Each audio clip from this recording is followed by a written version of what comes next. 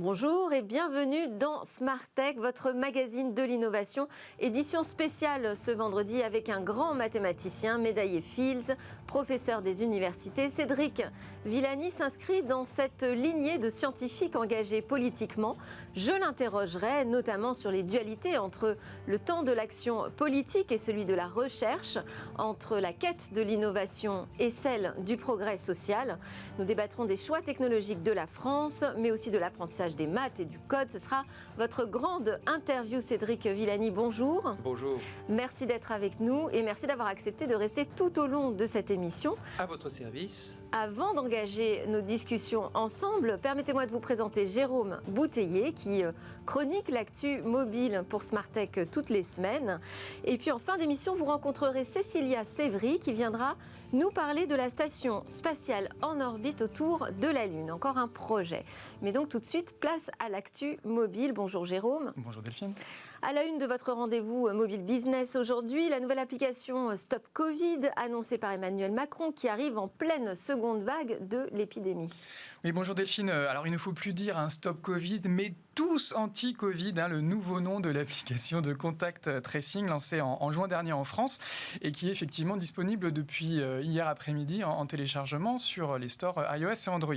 Alors, pour rappel, l'application a été téléchargée environ 2,6 millions de fois depuis son lancement en juin. C'est à peu près 3% de la population française aujourd'hui qui s'en servirait. Or, selon une simulation qui a été menée par la chercheuse Chiara Poletto de l'INSERM, il faudrait que 30% de la population utilise ce type d'application pour qu'elle soit réellement efficace. Alors, à titre de comparaison, nos voisins européens qui ont aussi déployé ce type d'application font quand même mieux que la France. On est à peu près à 15% de la population belge qui équipe aujourd'hui ce type d'application.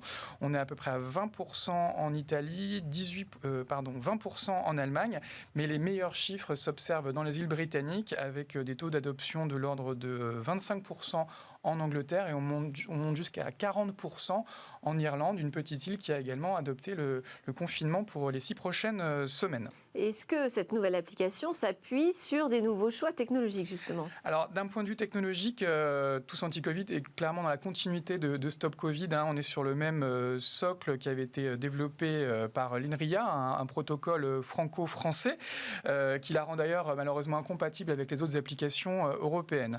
La France a également fait le choix d'une infrastructure centralisée pour gagner en efficacité, mais ce qui a retardé considérablement son développement en raison des inquiétudes de la CNIL en matière de collecte et d'exploitation des données personnelles.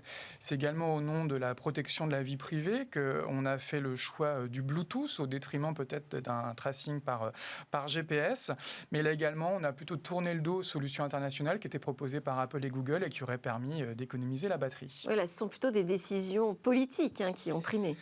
C'est vrai que les choix politiques ont retardé le développement de l'application. On rappelle qu'elle a été disponible au mois de juin, c'est-à-dire après le confinement, après la première vague, alors qu'elle aurait montré toute sa pertinence dans les premiers jours, dans les premières semaines de l'épidémie, lorsque la France ne comptait à l'époque que quelques dizaines de cas. Il faut savoir qu'à l'époque, un pays comme Singapour, qui avait été déjà confronté dans le passé à d'autres épidémies, notamment le SRAS, avait développé une application similaire qui s'appelle... Contact Tracer, Trace Together, et qui était disponible en logiciel libre, une application qui avait également une infrastructure centralisée, qui reposait également sur le Bluetooth et qui aurait pu être lancée effectivement beaucoup plus tôt sur le marché français.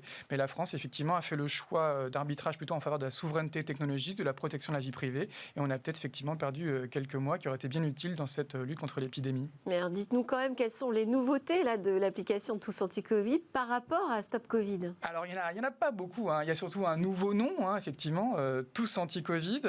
Les concepteurs de l'application ont retravaillé l'interface, l'ergonomie de l'application. Ils ont rajouté des informations sur la situation épidémiologique, des conseils sur les gestes barrières, la liste peut-être des centres de dépistage. Sur iOS 14, quand on a un iPhone, on a aussi désormais un petit widget qu'on peut installer directement sur l'écran d'accueil de son smartphone et qui permet de voir si on a été en contact avec un cas positif. Mais dans l'ensemble, on est clairement dans une continuité. C'est une V2, il n'y a pas de révolution. Je vous sens très dubitatif.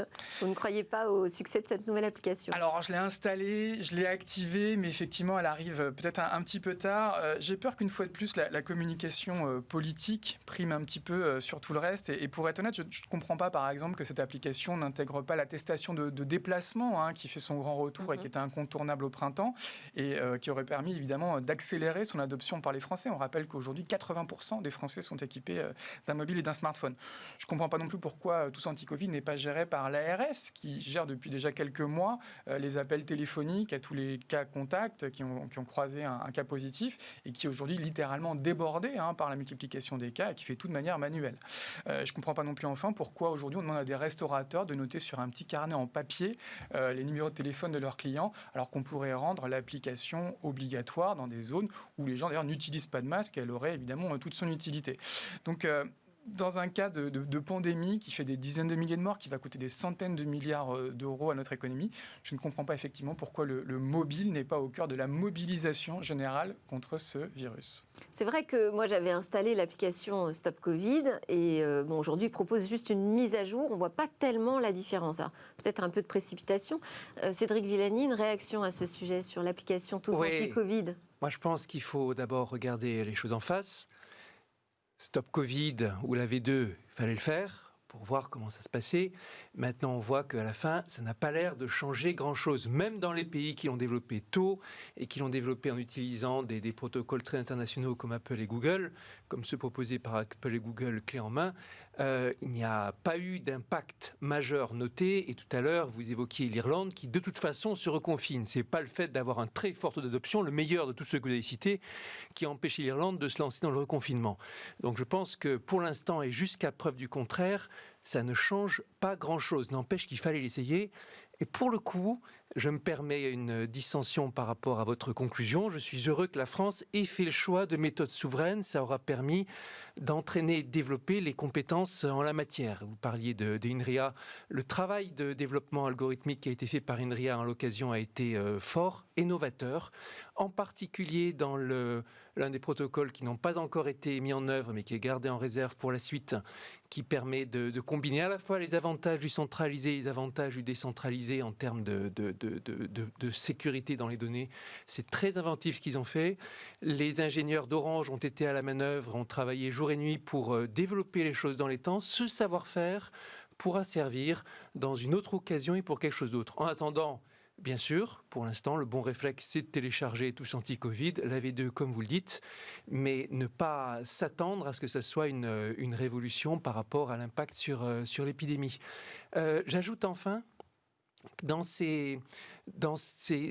le déploiement de Stop Covid, on a vu que toutes les catastrophes potentielles qui étaient émises par les objecteurs, ceux qui disaient qu'il va y avoir des faux positifs en pagaille, il va y avoir des actes de piratage et tout ça, n'ont pas eu lieu.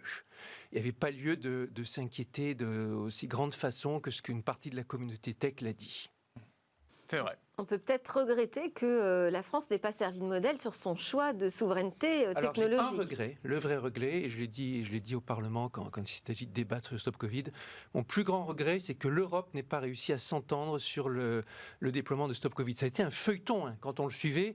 À un moment, la France et l'Allemagne étaient main dans la main, puis sans crier gare, la France change, l'Allemagne change son fusil d'épaule, puis revient, puis rechange à nouveau, avec Google, sans Google ou pas. Il y avait un protocole sur lequel ils s'étaient mis d'accord. Il a volé en éclats, puis ça a été la France et la Grande-Bretagne qui ont été les seuls en Europe à développer une solution souveraine, puis la France et la Grande-Bretagne ont encore divergé. Bref, ça a été la cacophonie sur un sujet, la question du numérique souverain qui est aujourd'hui majeur, que ce soit en contexte d'épidémie ou en dehors. On reparlera de cette cacophonie. On va enchaîner avec d'autres actualités qui ont marqué la semaine dans le secteur du mobile et d'ailleurs qui ne rendent que plus criant l'échec de Stop Covid. Ce sont les chiffres de téléchargement d'applications. Oui, effectivement, avec une nouvelle étude d'Apeni, un spécialiste du marketing des applications, qui nous dit que l'usage des applications mobiles a encore fortement augmenté ce trimestre. En France, par exemple, on atteint une croissance trimestrielle de 20%. Cela représente 2,42 milliards d'heures passées sur les applications et un volume de téléchargement de 520 millions de nouvelles applications téléchargées. Au niveau global, la croissance atteint même 25% sur le troisième trimestre 2020, avec un volume de téléchargement de 33 milliards d'applications, environ 25 milliards sur Android et le reste sur iOS. Alors, semaine marquée également par les bons chiffres de l'iPhone 12. Oui, on en parlait sur ce plateau la semaine dernière, l'iPhone 12, dont la commercialisation débute aujourd'hui partout dans le monde, mais qui était disponible en précommande depuis déjà 7 jours. Et selon l'analyste Ming-Chi Kuo, les 24 premières heures ont été exceptionnelles pour Apple, avec des volumes de précommande de l'ordre de 2 millions. C'est 2 fois plus que pour l'iPhone 11. Et c'est des chiffres qui sont d'autant plus spectaculaires que ni l'iPhone 12 Pro Max ni l'iPhone 12 Mini ne sont encore disponibles en précommande. Il faudra attendre le 6 novembre prochain. Ça ne veut pas dire qu'ils auront le même succès. On termine avec l'introduction en bourse. On part en Chine, l'introduction en bourse d'Ant Financial. Financial, la néobanque du groupe Alibaba, effectivement, qui contrôle l'application Alipay, a reçu ce lundi 19 octobre le feu vert des autorités financières de la bourse de Hong Kong pour une introduction en bourse. Une introduction en bourse qui promet d'être historique, puisqu'on parle de près de 35 milliards de dollars qui pourraient être levés lors de cette opération, et ce qui ferait probablement une des plus grosses introductions en bourse de l'histoire. Juste quelques chiffres qui sont stratosphériques. Aujourd'hui, Alipay, c'est 700 millions d'utilisateurs actifs dans le monde et notamment en Chine continentale. Et c'est un volume d'activité de l'ordre de 14 000 milliards de dollars.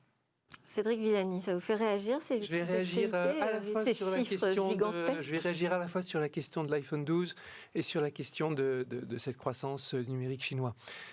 Premièrement, ces chiffres de l'iPhone 12, c'est une très bonne nouvelle pour Apple. C'est une très bonne nouvelle peut-être sur la question de la croissance du numérique. C'est une très mauvaise nouvelle pour l'environnement. Dans un contexte où la notion de smartphone durable n'existe pas, où certains estiment que 20 ans, c'est le durée d'amortissement écologique d'un smartphone, et aujourd'hui on les change sous les 2 à 3 ans, nous avons un problème avec le numérique durable. Un problème très sérieux. C'est un secteur où nous avons un épuisement des terres rares qui va nous mener dans la catastrophe, dans l'impasse à l'échelle de quelques décennies, de 25 ans peut-être.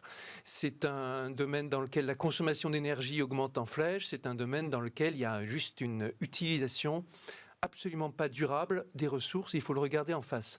Et, avec des acteurs qui sortent de nouveaux smartphones tous les ans. Ouais. Sortent de nouveaux smartphones tous les ans. Tout le monde a les yeux rivés sur le nouveau iPhone. Je me permets de rappeler qu'il y a aussi des projets complètement à l'opposé qui cherchent le smartphone low-tech, aussi recyclable que possible. Il y a le PinePhone qui est en cours de discussion depuis un certain temps. C'est l'opposé du spectre et je crois beaucoup dans la question, il y a les questions de l'équitable, parce que bien sûr, il y a derrière la construction de ces matériaux numériques aussi des filières qui sont pas du tout, certaines filières qui sont pas du tout éthiques. Et nous avons le devoir de nous replacer ce contexte dans une question de consommation durable et équitable. Et puis par rapport à la Chine, ça nous rappelle que sur ces sujets numériques où big is beautiful, personne ne peut faire sur le long terme mieux que la Chine. On l'a vu sur l'intelligence artificielle, la Chine est le seul acteur qui a réussi à construire des géants après les États-Unis et à aujourd'hui être un marché encore plus actif et en croissance que les États-Unis. Quelle est la partition de l'Europe là-dedans ? L'avenir, le grand enjeu pour nous, pour le futur, c'est la construction numérique souverain, européen, sobre, et ça ne va pas être une mince affaire, on peut retrousser nos manches. Merci Jérôme Bouteiller, fondateur d'écranmobile.fr. Et nous, c'est l'heure de la grande interview Médaille Fields.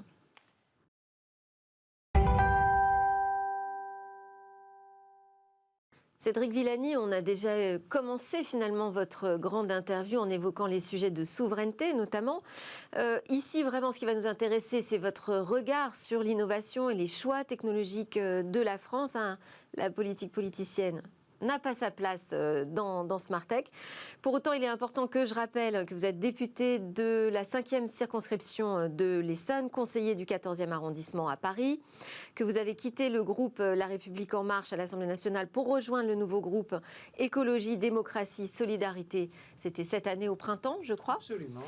Mais bon, vous êtes aussi et surtout un grand mathématicien, lauréat de la prestigieuse médaille Fields, l'équivalent du prix Nobel, qui n'existe pas dans cette discipline.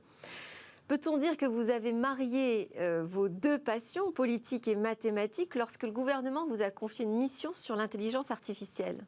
Je dirais que cette mission sur l'intelligence artificielle, c'était un peu la suite naturelle par rapport à mon profil et dans un contexte où les questions mathématiques et algorithmiques se sont invitées dans les enjeux de géopolitique plus forts que jamais.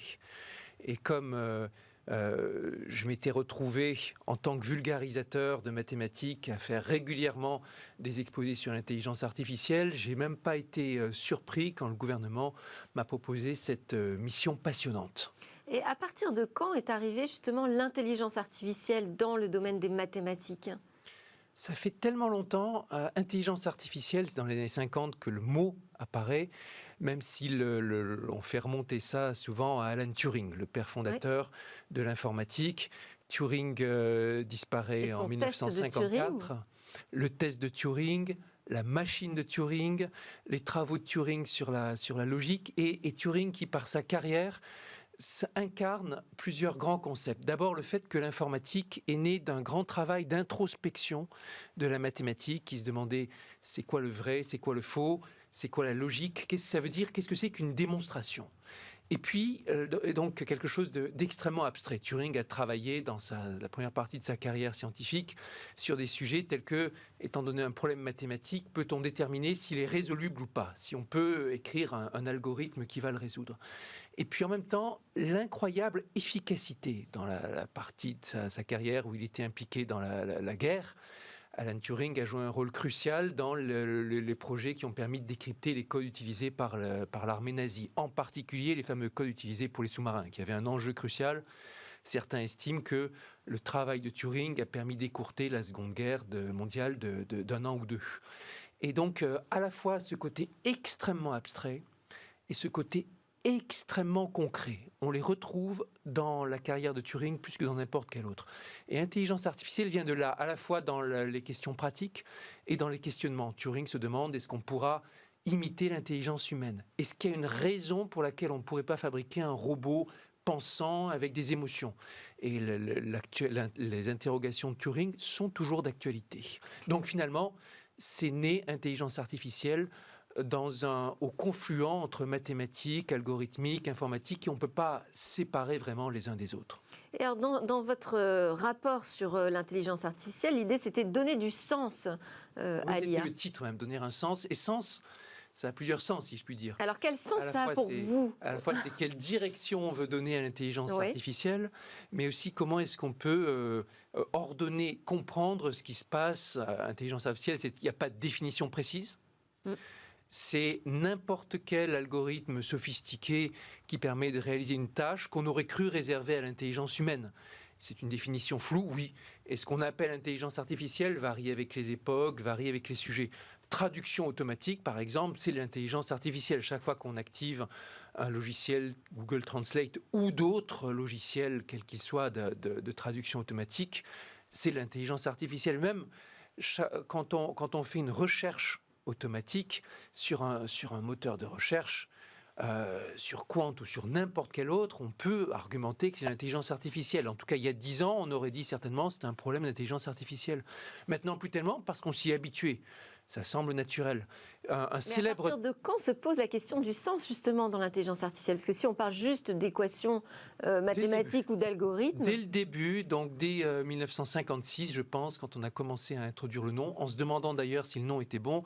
Et depuis le début, il est clair que le nom est mauvais. Intelligence artificielle, aujourd'hui, ce n'est pas de l'intelligence. Oui. Ce sont des moyens d'accomplir des tâches qui peuvent être aussi variées que réaliser un diagnostic sur une image médicale, ou conduire une voiture automatiquement, ou faire des courses, ou détecter ou augmenter le rendement d'une exploitation agricole. Tout ça, ce sont des tâches pour lesquelles les algorithmes permettent de faire des choses. Et ça ne suit pas du tout l'intuition qu'on pourrait en avoir. Aujourd'hui, aucun algorithme ne sait conduire aussi bien que le conducteur moyen à travers le monde. Mais les algorithmes font beaucoup, beaucoup mieux que le plus grand joueur de Go de toute l'histoire de l'humanité. Donc sur certaines tâches très sophistiquées, on a eu des choses époustouflantes, bien meilleures que les humains. Et sur d'autres tâches complètement basiques, simples, faire ses courses, on en est très loin. Intelligence artificielle manque cruellement de bon sens. Et oui, elle n'a pas de bon sens, elle n'a pas de sens commun. Elle n'a pas de sens commun, n'a pas de sens de l'humour. Pourquoi est-ce qu'on veut absolument se questionner là-dessus, sur le sens qu'on va donner demain à l'intelligence artificielle? C'est quand même qu'à la naissance d'une inquiétude, en tout cas un questionnement sur le rapport entre l'IA et l'intelligence humaine. Et le questionnement, c'est un vaste malentendu, justement. En particulier du fait que ça s'appelle intelligence artificielle, on s'imagine ou on théorise sur le fait qu'il s'agit de quelque chose qui est là pour imiter l'intelligence humaine ou la remplacer. Mais aujourd'hui, non. Peut-être qu'un jour ça viendra. Peut-être qu'un jour le rêve d'Alan Turing se réalisera d'une machine intelligente ou émotive même. Mais aujourd'hui, ce qu'on appelle l'intelligence artificielle, ce n'est pas de l'intelligence. Ce sont des algorithmes sophistiqués, rien de plus. Et ce que je vous disais sur le fait qu'il n'y a aucun bon sens là-dedans, il faut le garder en tête. Est-ce qu'il y a des inquiétudes à avoir sur l'intelligence artificielle? Oui, mais pas celle d'une IA qui viendrait remplacer l'humain. Oui, on peut avoir de l'intelligence quand elle est mal utilisée, quand les algorithmes sont mal utilisés, ça peut mener à des catastrophes. Un krach boursier, ou une entreprise qui fait faillite, ou une erreur de diagnostic, oui, bien sûr. Mais pas le fantasme du Terminator ou du robot HAL de 2001 ou l'Odyssée de l'espace. Et en ayant ça en tête, ça permet de bien travailler justement sur les décisions que l'on prend ou pas à partir. Et les décisions, effectivement. Et mon rapport, il insistait sur quoi? Sur la façon de développer les forces européennes en la matière, d'éviter la fuite des cerveaux sur ce secteur ultra compétitif, développer la formation, développer les contacts. Intelligence artificielle, ça se développe plus qu'aucun autre domaine, toujours dans l'interaction entre le développeur et les applications. L'algorithmicien est le spécialiste de l'économie, ou le spécialiste de médecine, ou le spécialiste d'agriculture, ou le spécialiste de l'éclairage urbain, ou de la circulation, ou ce que vous voulez. Ça demande toujours de l'interdisciplinarité, de l'expérimentation, parce que souvent il s'agit de remplacer la recherche des causes profondes par la recherche de limitations à partir des données, de l'expérimentation, du partage d'expériences et du partage de données, et de la souveraineté. Parce qu'à la fin, la grande question numéro 1 aujourd'hui en intelligence artificielle, c'est qui va développer les applications? Est-ce que ce sont nos chercheurs, nos étudiants européens, ou sous bannière européenne, ou est-ce qu'ils le feront sous barrière américaine, ou même sous barrière asiatique demain, sous bannière asiatique demain? Alors, vous avez été nommé hier, je crois, un président de l'Office parlementaire. Élu par mes pairs, président de l'Office parlementaire d'évaluation des choix scientifiques et technologiques. De quelle manière cet organe intervient dans les choix technologiques qui sont faits aujourd'hui par la France? L'OPEXT, c'est son nom complet, Office parlementaire d'évaluation des choix scientifiques et technologiques, a été créé dans les années 1980 pour aider le politique à s'emparer de sujets où il y a beaucoup de techniques, beaucoup de sciences. Il a été créé au départ pour aider dans le domaine nucléaire. Et encore aujourd'hui, il y a beaucoup d'actions dans le domaine nucléaire, mais s'invite sur tous les sujets. Le Covid, les questions de robotique, les questions de neurologie, les questions de génie génétique, tous les sujets qui aujourd'hui sont des grands sujets scientifiques et des grands sujets politiques sont dans le cadre de l'OPEXT. Ça peut être aussi l'Assemblée nationale qui déclenche, qui vous demande un avis spécifique. C'est à la fois l'Assemblée nationale et le Sénat. C'est un office donc qui est à parité entre les deux. 18 députés, 18 sénateurs. C'est transpartisan. Les avis de l'OPEXT associent toujours de l'opposition et de la majorité. L'Assemblée nationale et le Sénat, ils sont très solides et en pratique ne sont jamais contestés. Ils ne sont pas là pour décider, ils sont là pour évaluer. Ils ne sont pas là pour parler de valeurs et de choix de société, mais pour parler d'instruction scientifique. Prenez un sujet tel que... en amont ou en aval? En amont. Et ça a été mon travail déjà, j'étais vice-président pendant les 3 années passées, que de travailler à ce que l'Office puisse travailler autant que possible en amont, le plus possible sur du temps court, et en soutien aux actions parlementaires. Prenez un sujet tel que notre exposition à la pollution, aux perturbateurs endocriniens, le concept actuel d'exposome qui cherche à faire la synthèse de toutes les sources d'exposition qui peuvent être dangereuses. Il y a une mission parlementaire en cours sur la question de la santé environnementale, santé globale. L'OPEXT va se saisir du sujet pour apporter une aide à la mission parlementaire et pour pouvoir lui apporter un soutien pour dire voilà l'état scientifique et voilà les grandes questions qui sont à la croisée des chemins entre scientifique et politique. Et ensuite, on laisse la représentation nationale en la personne de l'Assemblée nationale du Sénat faire les choix, décider, mais avec en tête tous ces choix. On instruit le dossier, si vous voulez, et puis on laisse le choix. C'est pour ça que nous sommes l'évaluation des choix scientifiques et technologiques. Prenez un autre sujet comme celui des déchets nucléaires. Prenez la stratégie nucléaire en général.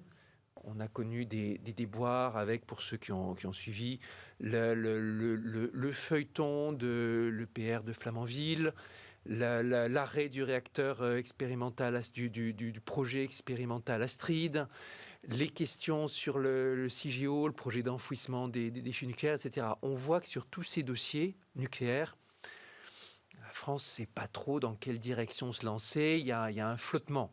C'est notre travail à l'OPEX que d'instruire le dossier, de faire la synthèse des problèmes et des dilemmes et de présenter cela à nos collègues de l'Assemblée nationale qui sont en décision, aux collègues du gouvernement et de leur dire voilà, il faut se dépêcher d'avancer sur ce dossier, voilà les choix.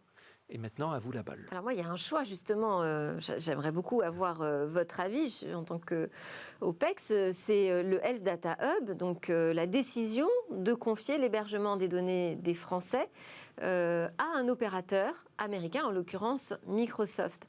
Est-ce que l'Office, par exemple, a pu donner son avis sur cette question ? L'Office n'a pas été saisi de cette question, mais évalue et continuera à évaluer le plan intelligence artificielle.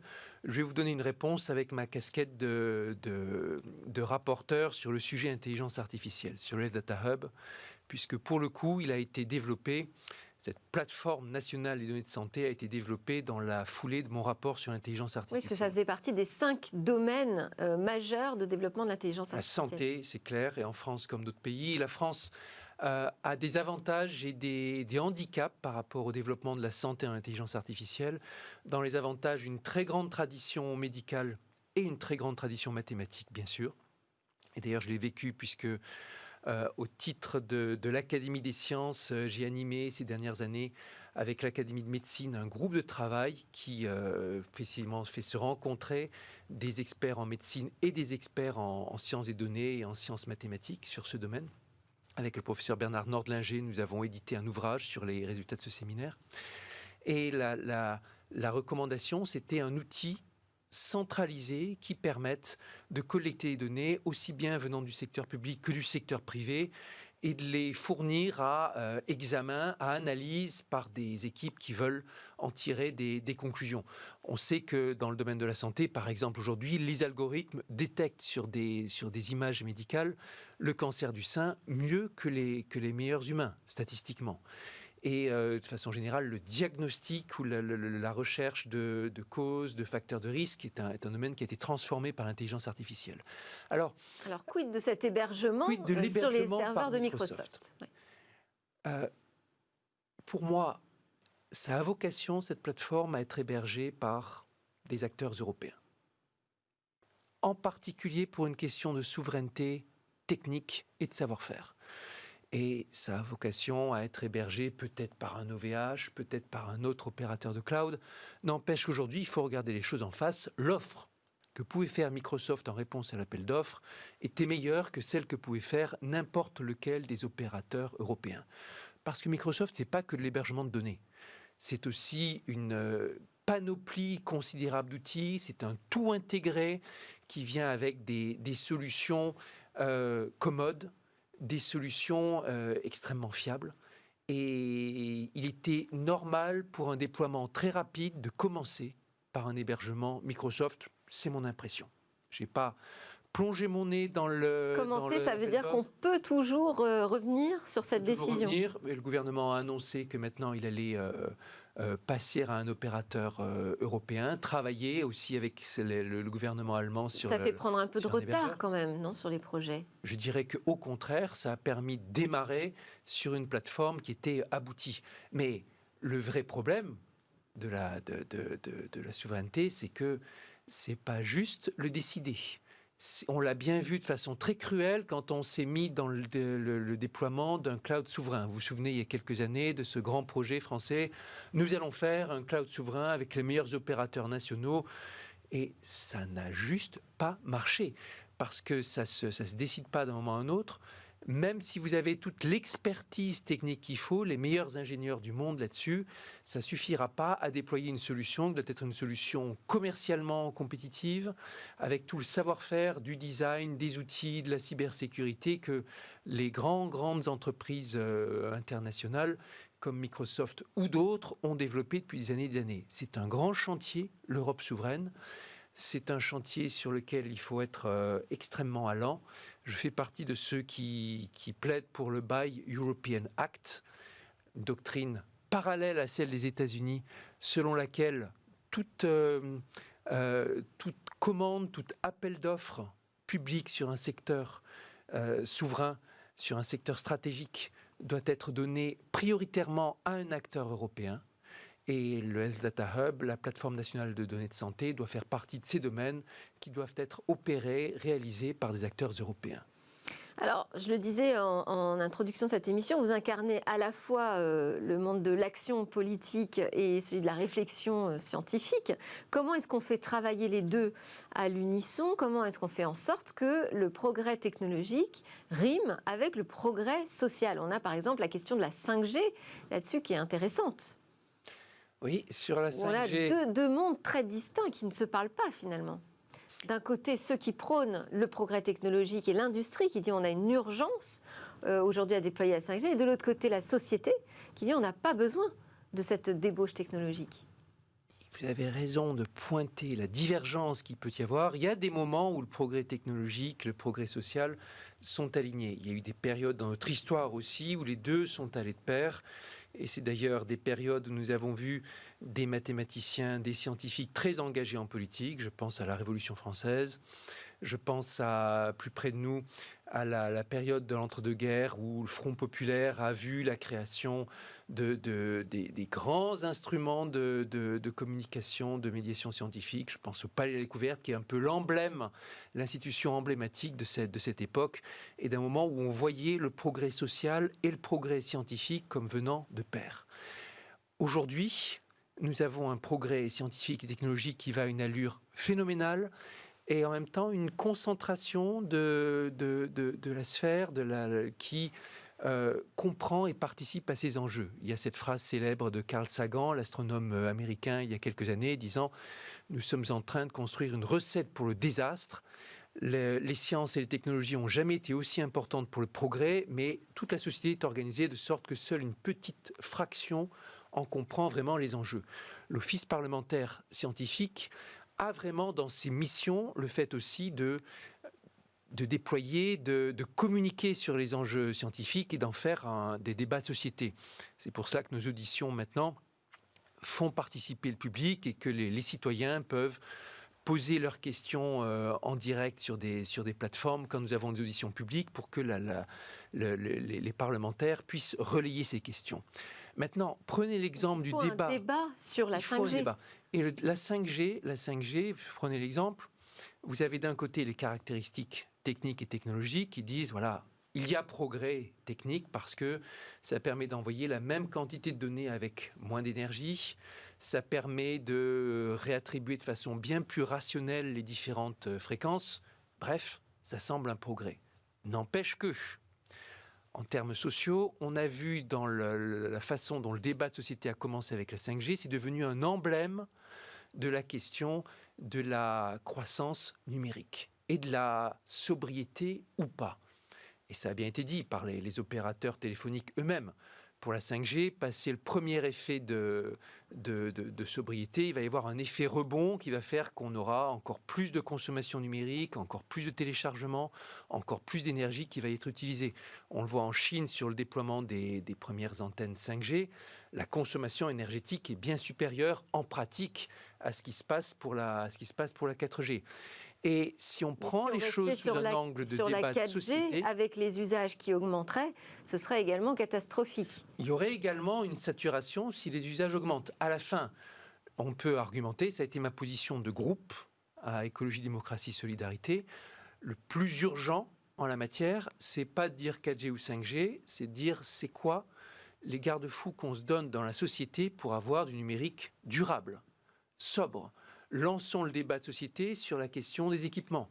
Encore il y a quelques jours, Xavier Niel le disait, le vrai débat, c'est pas 5G, c'est les smartphones, c'est dans l'équipement. Et il a raison en ce sens.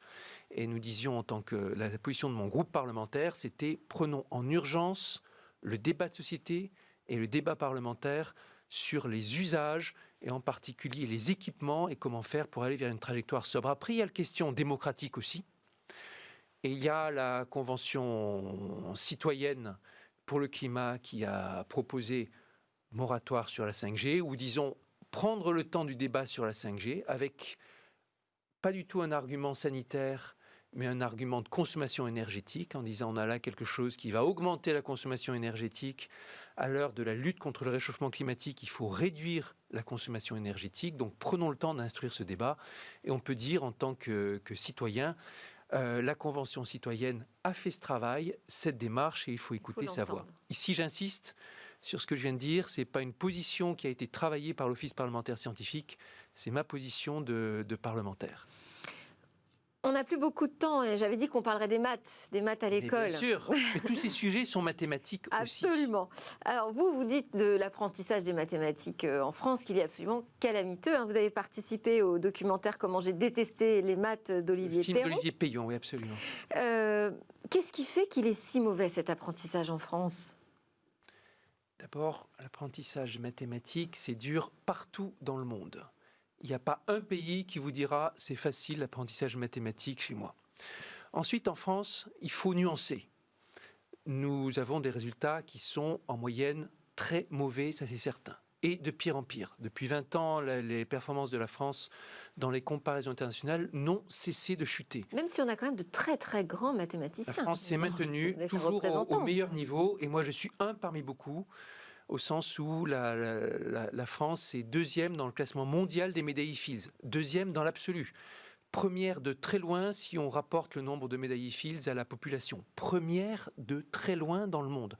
Il y a une tradition de recherche française mathématique qui est inégalée.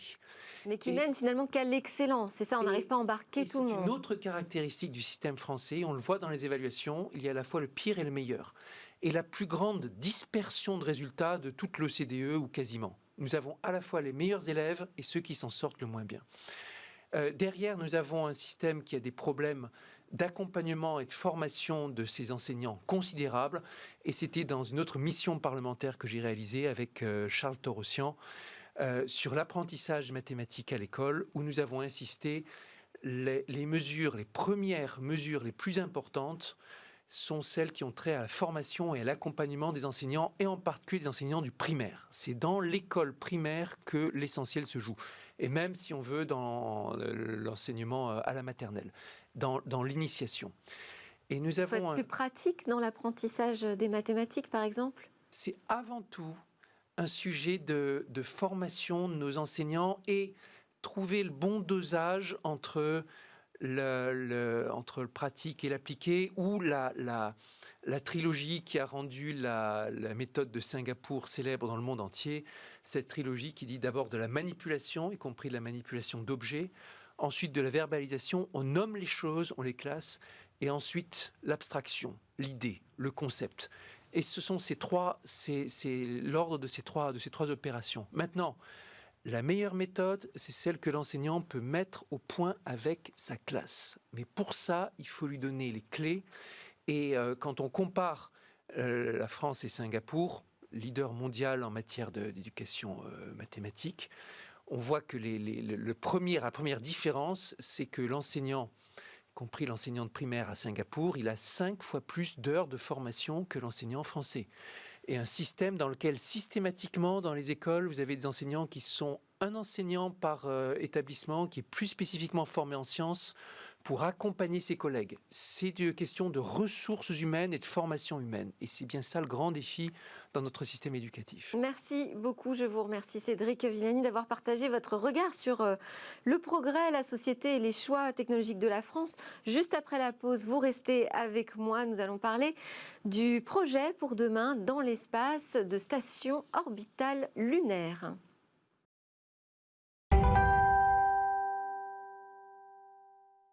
Nous sommes de retour sur le plateau de Smartech et Cécilia Sévry nous a rejoint pour sa chronique sur la conquête spatiale. Bonjour Cécilia. Bonjour Delphine. Aujourd'hui, vous allez nous reparler de la Lune, enfin presque.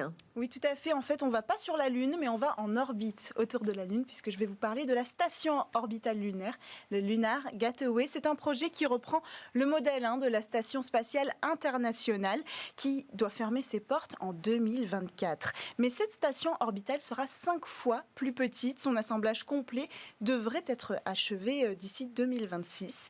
Elle s'inscrit dans le cadre du projet Artemis. On en a déjà parlé sur ce plateau. C'est le projet qui doit renvoyer l'humanité sur la Lune, avec un premier voyage habité prévu pour 2024. Et à quoi va servir cette station orbitale ? Alors, elle aura plusieurs rôles. Celui de laboratoire scientifique d'abord, comme la Station spatiale internationale. On pourra y faire des expériences pour faire avancer la recherche et la science ici, sur Terre. 2 premières missions scientifiques ont d'ailleurs déjà été sélectionnées par la NASA. L'une pour observer la météo spatiale, l'autre pour étudier les radiations solaires. Et puis la station orbitale fera aussi office de véritable escale pour explorer la surface de la Lune. Et un jour, elle fera aussi office de tremplin pour un voyage plus lointain à destination de Mars. Et savez-vous à quoi elle va ressembler, la station ? Oui, alors comme dans le cas de l'ISS, la station Lunar Gateway sera assemblée un module à la fois, comme vous le voyez sur les images. Des lanceurs de la NASA et du secteur privé seront utilisés pour envoyer ces modules dans l'espace. Les 2 premiers modules seront lancés en même temps en 2023. Le premier, le Power and Propulsion Element, réunira des éléments, donc vous l'avez compris, d'alimentation et de propulsion. C'est Maxar Technologies, une entreprise américaine qui a été désignée par la NASA pour construire et placer en orbite ce segment de Lunar Gateway. Et le second, c'est Halo, un avant-poste d'habitation pour la station. Combien d'astronautes vont pouvoir s'y installer ? Alors, ils seront 4 à pouvoir s'y installer à la fois, mais pas plus de 3 mois consécutifs. Durant leur mission, ils iront parfois sur la Lune, on l'a dit, pour y mener des expériences scientifiques et puis tester les nouvelles technologies. Mais plus tard, la durée des missions pourrait être allongée éventuellement pour des futures missions dans l'espace lointain. Mais pour commencer, il n'y aura pas d'équipage en permanence, contrairement à la Station spatiale européenne. En fait, on prévoit une mission habitée au moins une fois par an. Et le reste du temps, Delphine, c'est un robot intelligent qui va garder la maison. Le système robotisé intelligent Canadarm 3, construit par les Canadiens, qui assurera le fonctionnement. Mais il y a un point important qu'il faut absolument qu'on aborde, c'est l'orbite de cette station. Pourquoi ? Qu'a-t-elle de spécial ? Alors, elle est un petit peu particulière. La NASA a choisi d'installer la station dans une orbite qui prend la forme d'un halo rectiligne et excentré. En clair, une sorte d'ellipse dont l'axe n'est pas basé sur le centre de l'astre, mais un petit peu décalé. Dans son communiqué, l'agence spatiale européenne appelle ça une orbite angélique. Je crois que l'image est claire. Pour observer cette orbite depuis la Terre, on verra que ça ressemble à l'auréole que l'on trouve sur les représentations des anges. La mise en place d'une orbite aussi peu naturelle est possible grâce à l'interaction des forces gravitationnelles de la Lune et de la Terre. Concrètement, la station sera plus ou moins éloignée de la Lune selon son cycle et sa rotation sera synchronisée avec la Lune. Au plus proche, Gateway sera à 3000 km de notre satellite. Au plus loin, elle sera à 70 000 km. Et chaque révolution prendra 7 jours. Cette durée est cohérente avec ce que prévoit le projet Artemis, on en parlait, de laisser les astronautes toute une semaine sur la surface de la Lune, avec un module de transport qui est prévu pour ces voyages lunaires. Et c'est pour ça que c'est cette orbite qui a été choisie ? Oui, en fait, il y a plusieurs raisons. D'abord, cette orbite angélique a été choisie pour faciliter ces allers-retours Terre-Lune et Lune-Station. C'est l'une des grandes difficultés de l'exploration spatiale, on en a déjà parlé sur ce plateau, la quantité d'énergie nécessaire pour les voyages. Une telle orbite permet justement de réduire l'énergie dépensée. Par intermittence, je vous le disais, la station sera ni trop éloignée de la Terre, ni trop éloignée de la Lune. Concrètement, l'orbite rectiligne va limiter la quantité d'énergie nécessaire à l'arrimage du vaisseau, limitant à chaque fois le coût, parce que c'est très important, la rentabilité, le coût des trajets. Il ne faut pas oublier surtout que Lunar Gateway a été pensé comme une passerelle vers la Lune et l'espace lointain. Mais il y a aussi un avantage, et je terminerai là-dessus, c'est que cette orbite va minimiser les éclipses provoquées par la Lune et la Terre, et donc réduire les moments où la station sera plonger dans l'ombre. C'est important puisque la station fonctionnera à l'énergie solaire. Merci Cécilia Séverine. Un commentaire Il faut toujours regarder ce qui Villani se fait du côté de la Lune. On se souvient que 1969, l'envoi d'un homme sur la Lune, c'est une des grandes dates du XXe siècle et ça a été beaucoup de vocations scientifiques. Quand on compare ce qu'il y avait à l'époque avec ce qu'il y a maintenant, on voit que sur les grands défis d'organisation de l'information, de calcul, on a progressé tellement, c'est bien sûr l'explosion de l'informatique.